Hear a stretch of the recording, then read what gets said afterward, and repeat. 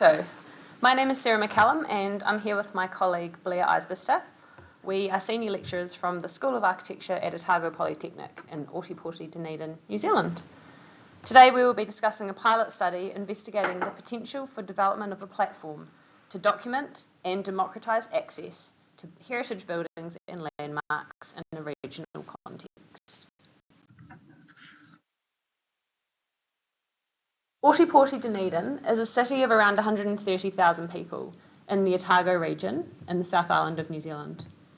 Early Māori occupation of the area dates back to around 1000 AD, with initial European contact made by sealers in 1790 and the first colonial settlers arriving in 1848. Geographically, the city is nestled at the base of a long, narrow harbour opening out to the Pacific Ocean. It is recognised as the first city in New Zealand, and it holds the country's best preserved collection of Victorian and Edwardian architecture. In addition, the city and the region beyond contain many culturally and socially significant landforms, landmarks, monuments and places that tell the story of our shared history and heritage. In New Zealand, heritage governance is shared between central and local government. Heritage New Zealand, Pouhere Taonga, is the government agency responsible for identifying, protecting and promoting our cultural heritage. Their New Zealand Heritage List identifies nearly 6,000 places of heritage significance throughout the country. 798 of these places are within the Otago region and 434 within Dunedin City. Critically though, inclusion on the list does not protect a place from demolition or alteration unless they are also included in a district plan. This is where local government comes in. In Ōtepoti, Dunedin, the Dunedin City Council has scheduled 784 heritage buildings, 50 heritage structures, and 18 heritage sites for protection, and they have statutory power to take legal action if an owner demolishes or alters a scheduled building without approval. In addition, ICOMOS Aotearoa New Zealand and Historic Places New Zealand advocate for the preservation of our cultural heritage from a non-government perspective.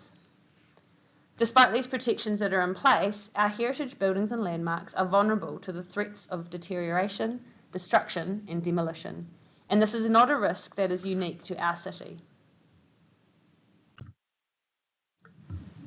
The statistics on the left here start to paint a picture of the rate at which we are losing our heritage, and a particularly dramatic example of this can be seen about 360 kilometres north of Ōtepoti, Dunedin, in the city of Ōtautahi, Christchurch. In September 2010 and February 2011, Christchurch was devastated by earthquakes, which resulted in 185 deaths and the destruction of 2/3 of the buildings in the CBD. In terms of numbers, citywide we saw the demolition of around 10,000 buildings and more than 100,000 properties were damaged.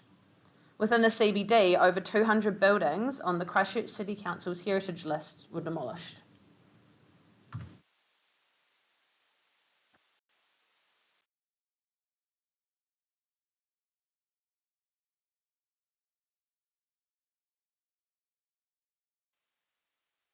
These images describe some of the devastation that came out of this earthquake. And this brings to the forefront questions around how we are protecting our heritage fabric against similar events, but also against environmental degradation, threats of demolition, etc. Digitisation offers a vital preservation method for heritage buildings and structures. Landmarks, such as the ones pictured here, are vulnerable to earthquakes and environmental decay, but they can be precisely scanned to create highly accurate digital twins, capturing critical architectural details, materials, and current conditions. These digital models serve multiple purposes. They provide a detailed record for future restoration, allowing precise replication of damaged elements. What we are also interested in is that they enable virtual accessibility, opening these sites to a global audience for education and tourism purposes without further physical wear. The digital data can also be used for structural analysis, predicting potential weaknesses, and informing preventative conservation efforts. So this is not an ambulance at the bottom of a cliff scenario, but rather a race against time. The Unitec Digital Heritage Research Centre is a highly active in the digital heritage space in New Zealand and are doing some key research around the value of digitisation. They suggest that incorporating these practices as part of heritage conservation, as well as considering a centralised approach to how heritage is digitised and recorded, is key to preserving a tangible and intangible heritage.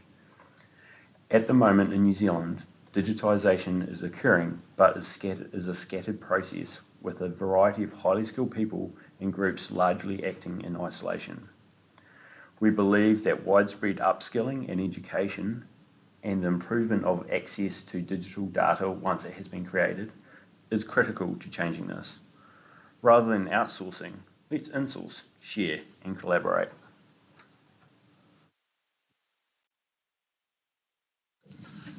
This is an outline of our pilot study, which we're calling Open Access. And the key inquiries that we've been exploring are how can we capture and share heritage digitally, who benefits, and what are the barriers. So we started with a literature review to understand to what extent are digital heritage practices occurring at a national level, to try and understand what tech is being utilised and what the limitations and barriers and opportunities are around those. We have also been researching and testing strategies for digital capture and processing of heritage places. At the moment, we've been focusing on Dunedin and mainly on smaller monuments and spaces, which you'll see shortly. So we've also been testing workflow and a range of technical solutions.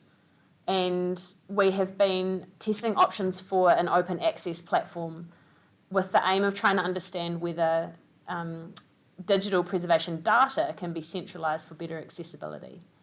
And then finally, we're looking at next steps for broadening our inquiry, including teaching and learning opportunities. We began this research with a modest amount of experience and knowledge in digital capture methods and technology.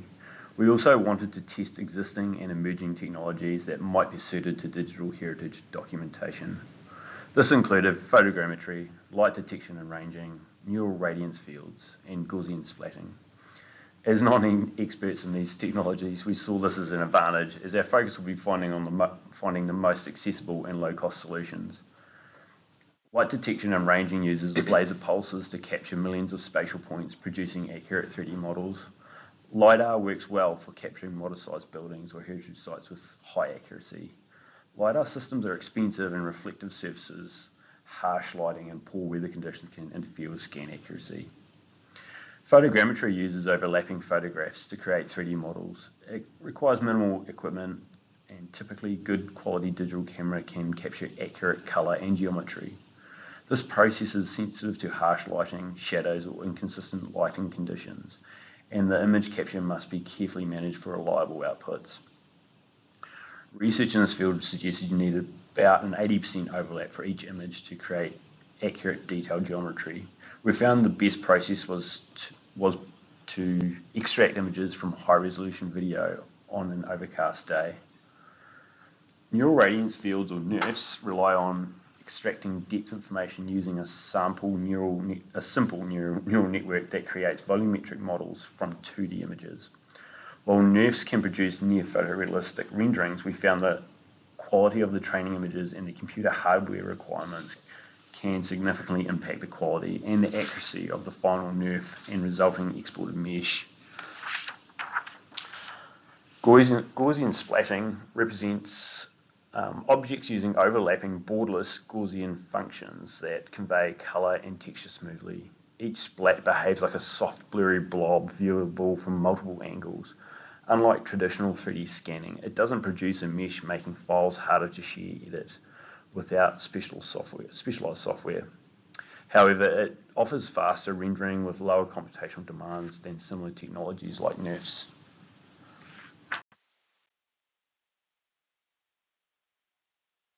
The next two slides describe our initial findings in scanning small-scale heritage objects and structures, which we are using as a testing bed for our preferred workflows and technologies.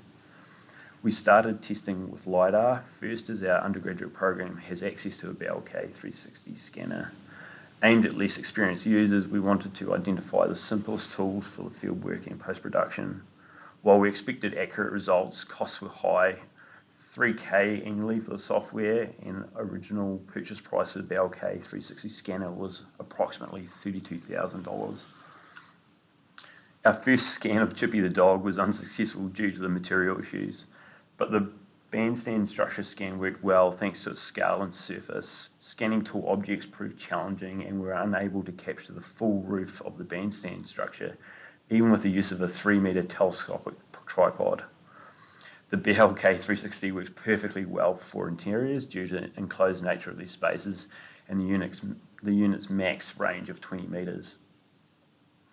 Combining multiple scans into a unified model is done through registration, where the Cyclone software uses an algorithm to identify matching features across point clouds and aligns them by minimizing the distance between the corresponding points.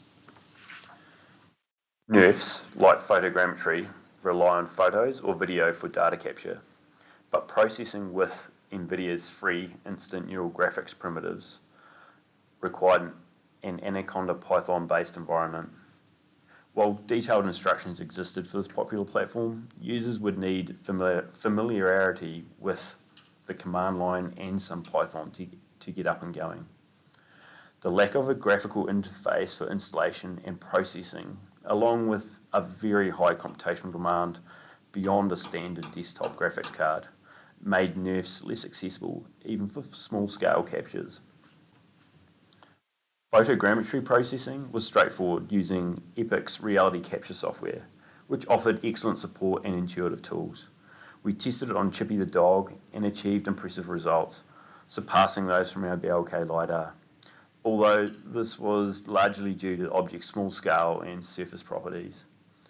Overall, our field testing and post-processing workflows, we concluded that a hybrid approach combining LiDAR with photogrammetry offers the most flexible and effective method for capturing a wide spectrum of heritage sites, from small artifacts and statues to larger landmarks. LiDAR provides geometric accuracy and performs well in low light or low texture environments, while photogrammetry excels at producing high resolution textures and is more accessible for a wider community use. Together, these methods can be adapted to suit varying levels of complexity and site scale. In the context of regional heritage documentation, drones using AI flight planning tools are increasingly being employed to capture photogrammetry imagery at a range of perspectives previously inaccessible. This may be a cost-effective tool in closing the digital heritage gap. Learners are the next generation of architects, and familiarising them with these practices is a valuable tool to foster a deeper appreciation for our built heritage. Most of our learners are also digital natives, so this is where they thrive. Learners can access and engage with accurate 3D models, allowing them to conduct virtual surveys, develop conservation plans, and even experiment with adaptive reuse scenarios in a risk-free digital environment.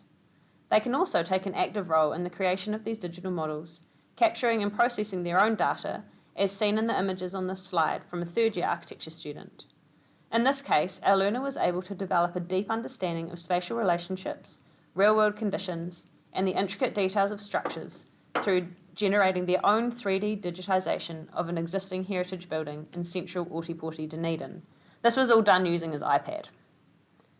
These practices equip our learners with crucial digital literacy skills for modern architectural practice, preparing them to contribute to the ongoing preservation of New Zealand's unique built heritage. As reality capture technologies continue to evolve, learners will increasingly work with these tools as they replace traditional measurement tools and begin to inform or even redefine building information modelling practices used in even the smallest architectural offices across New Zealand.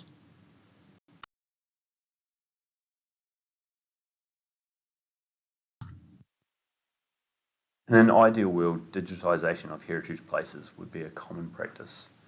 The capture, storage and sharing of digital records would be the highest quality to enable its use as a legitimate form of preservation. This would be centrally resourced with specialist knowledge and hardware, and information would be accessible through, say, a link on the New Zealand Heritage List. In the meantime, our research established that simply getting started now is of utmost importance.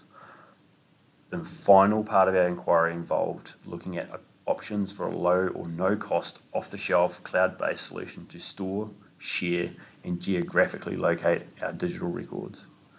We explored several viable platforms, focusing on those offering free tier storage options, suitable for visualizing point clouds and meshed objects. Simplicity, accessibility and web-based functionality was essential to the selection process. For a period of testing and research, we ultimately selected Sketchfab. It offers a practical 200 megabyte per upload limit with up to 40 uploads per month. Additional benefits include an active cultural heritage section used by local Dunedin architects, as well as integration with reality capture software, which streamlines the workflow. Sketchfab allows models to be grouped into curated collections, and these can be linked to specific locations via embedded Google Maps, as indicated on the slide. We have the capacity to promote a more widespread use of a shared platform for digital heritage recording.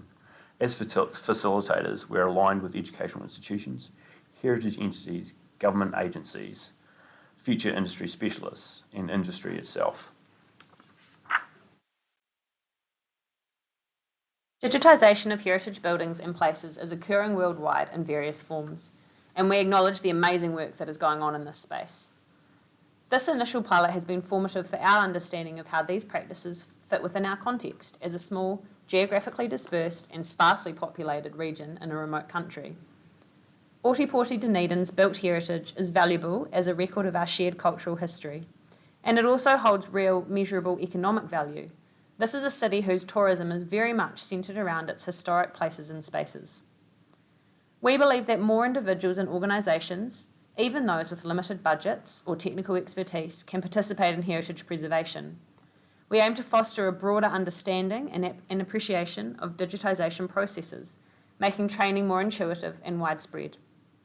Ultimately, embracing this approach ensures that vital information about our built heritage is not confined to a select few with access to expensive tools, but becomes accessible to a wider community, empowering more people to contribute to and benefit from digital preservation efforts.